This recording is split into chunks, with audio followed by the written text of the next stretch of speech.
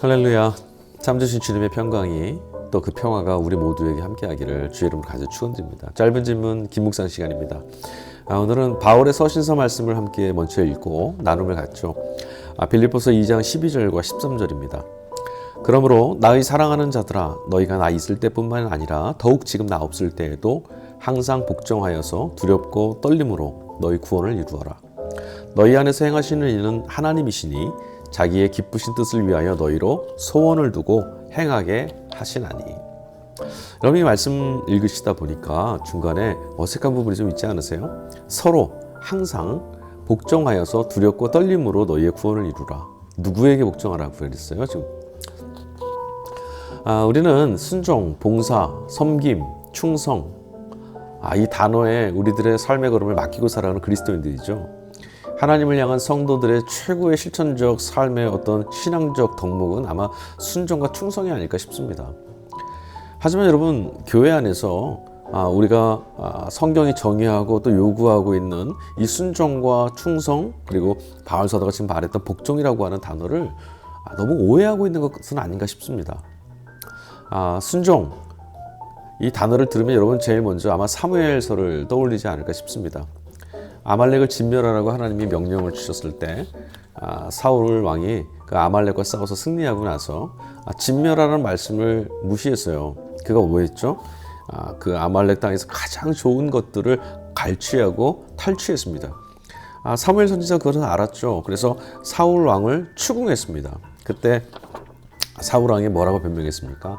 하나님께 가장 좋은 것 드리는 것이 옳지 않겠습니까? 내가 하나님께 가장 좋은 것으로 제사 드리려고 따로 떼놨습니다. 여러분, 이거 우리들 모습 아닌가 싶어요.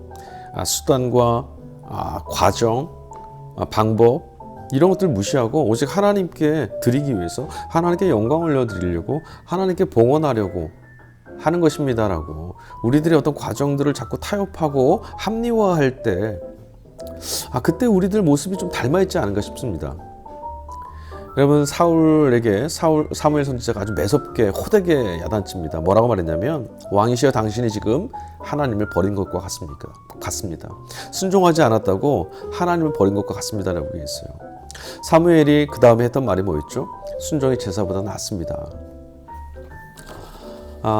여러분, 이 말을, 이 사무엘 선지자가 했던 이 말이요, 이 말씀이 오늘 한국교회에 있어서 지금까지 우리가 살아가는 신앙의 모습 속에 긍정적인 모습보다는 부정적으로 해석돼서 부정적 열매를 맺었던 것들이 참 많았습니다.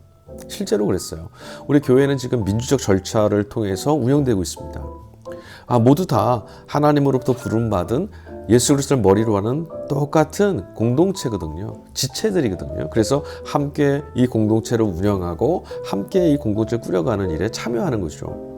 직임이라는 것은요, 말 그대로 직무예요. 목사나 권사, 장로, 집사, 이건 다 직무이기 때문에 우열의 관계가 아니기 때문에 우리 모두 다 함께 더불어서 교회 공동체를 운영해가고 있습니다. 그런데 이 순종과 복종이라는 단어를 이런 곳에서 잘못 오용해서요, 마치 무조건 교회의 어떤 관리체제 혹은 교회의 어떤 권위에 복종해야 된다, 그래야만 아름다운 신앙의 미덕인 것이다라고 우리 그렇게 가르쳐왔던 것 같아요. 또 그렇게 생각해왔죠. 교회 안에서만 그런 것이 아닙니다. 교회 밖에서도 마찬가지예요. 한국 사회가 민주화를 이루어가는 과정에서 정말 어려운 근현대사의 시기가 있었습니다. 7, 80년대도 그랬고요. 군사독재 시대가 있었습니다. 그때 여러분, 교회가 이런 모습을 보여주었어요. 순수한 교회 활동에 어떤 제재를 가하거나 방해하거나 어떤 위해를 가하지만 않는다면 그 정권이 또는 그 군부 독재가 어떤 독재자라 할지라도 충성해 줄 수 있다. 기꺼이 복종하겠다. 우리는 충성하고 복종하는 자들이다라고 활동해 왔던 것들도 사실인 것 같습니다. 이건 부인할 수 없는 현실이었거든요. 그렇다면 우리 질문해 봐야죠. 정말 성경이 말씀하고 있는 복종, 순종이란 말씀, 뜻이, 단어가 그런 의미일까? 여러분, 오히려 반대입니다. 성경에서 말하고 있는 순종은 이렇게 나약하지 않습니다. 자기를 합리화시키는 수단이라고 말하지 않습니다. 그렇게 가르치시지 않아요. 오히려 순종이라는 말씀 속에 그 주된 대상은 누구냐? 바로 하나님께예요. 다시 말하면 하나님께만 순종하는 겁니다. 하나님께만 순종하고 하나님께만 충성하고 하나님께만 복종한다면 어떻게 될까요? 우리 기독교인들은요, 어떤 사람이나 체제나 권위에 굴복하지 않는 사람들입니다. 어떤 가치관에도 그것이 옳다라고 하는 많은 사람들이 선택하는 가치관에 우리는 쉽게 굴복하는 사람들은 아닙니다. 우리는 오직 하나님께만 순종하는 사람들이라서 그렇습니다. 그래서 우리 그리스도인들에게는, 신앙인들이 있는 곳에서는요, 어떠한 권위도 항상 우리 앞에서 조심해야 됩니다. 왜냐하면 세상의 걸림돌인 것이 우리이기 때문에 그 권위가 옳지 않다, 바르지 않다라고 꾸짖을 수 있는 이들이기 때문에 그래요.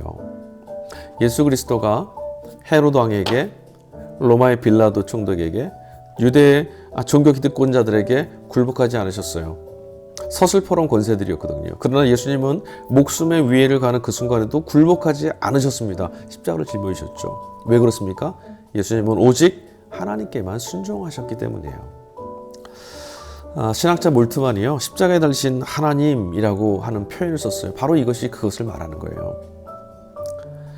이 세상에서 가장 강력한 한거 도대체 뭐가 있을까요? 체제를 전복시키는 것?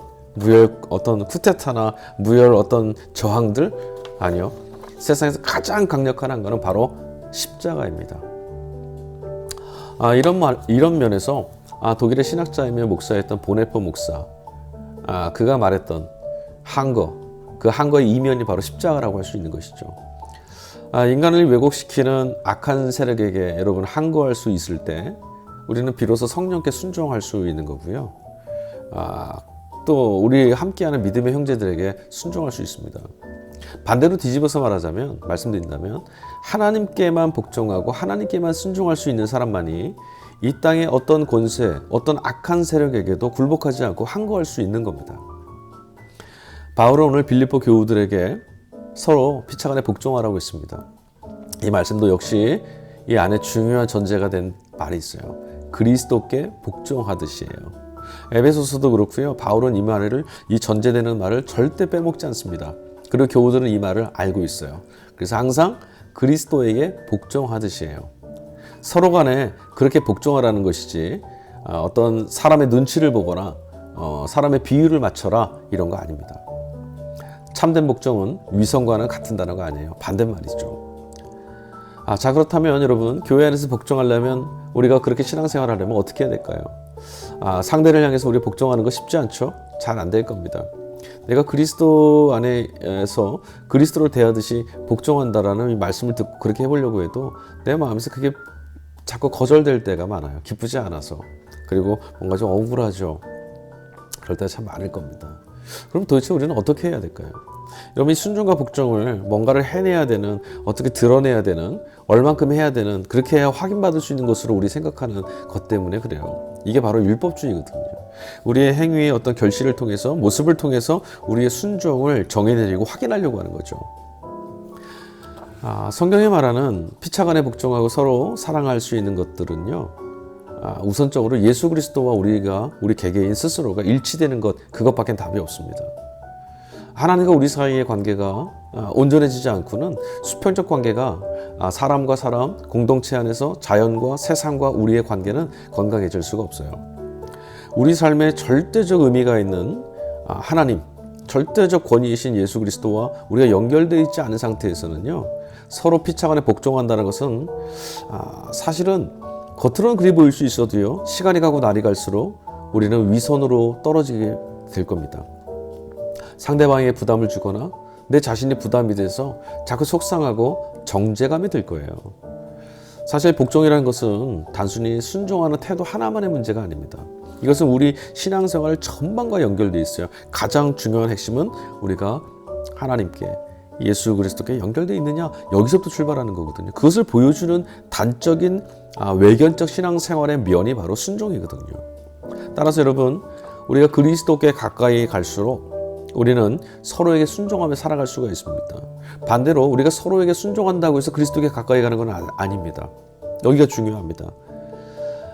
우리가 그리스도를 통해서 그리스도의 사랑 안에 우리가 용납받고 우리가 그리스도를 사랑할 때 우리는 그런 예수님을 통해서 모든 사람에게 마음의 문을 열고 동등하게 대할 수 있게 되는 거예요. 이건 마땅한 귀결입니다. 여러분, 신앙생활에서 가장 큰 병폐가 뭘까요? 바로 성경 말씀을 도구화하는 거예요. 신앙에 도구화하는 것. 신앙의 세계로 성경 말씀이 우리에게 가르쳐주는 하나님 나라 그 놀랍고 신비로운 세계로 자꾸 들어가려고 하지 않고 오늘 우리들의 생활과 삶의 모습들 이런 것들에 신앙을 가져다가 말씀을 가져다가 도구화시키려고 하는 패턴 굉장히 위험하죠. 순종, 다시 한번 생각해 봅시다. 순종은 우리가 얼마나 이걸 해냈냐 그런 것으로 드러나지 않습니다. 순종은요, 우리는 예수 그리스도 안에서만 발견하고 예수 그리스도 안에서만 닮아가야 됩니다. 예수님이 어떻게 하셨죠? 하나님께 순종하셨죠.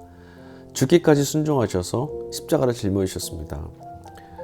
로마의 권위에 헤로드 왕의 또 유대교 그 기득권자들의 그 위세 앞에서 만약에 예수님이 순종하시고 복종하셨다면 하나님의 길, 하나님께서 요구하신 뜻 못 걸어가셨을 거예요. 십자가 안 세워졌겠죠. 그렇다면 예수님은 어떻게 순종하실 수 있었습니까?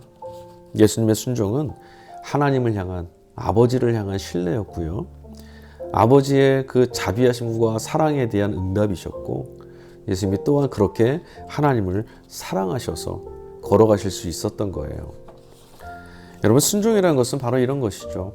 신뢰하고 사랑하고 의지하고 내 인생 전체를 걸고 그를 따라갈 수 있는 사람들 안에서 나타나는 삶의 태도와 삶의 방식인 거예요. 가정에서 보면요, 자녀들이 아빠 엄마에게 이웃집에 있는 어른들 대하는 것과 달리 훨씬 살갑게 대하죠. 때로는 무례해 보이기도 하고 버릇없어 보일 수도 있어요. 그러나 자녀들은 분명 그 아버지 어머니에게 순종하고 복종합니다. 그 안에 사랑이 있기 때문이죠. 신뢰가 있기 때문이에요.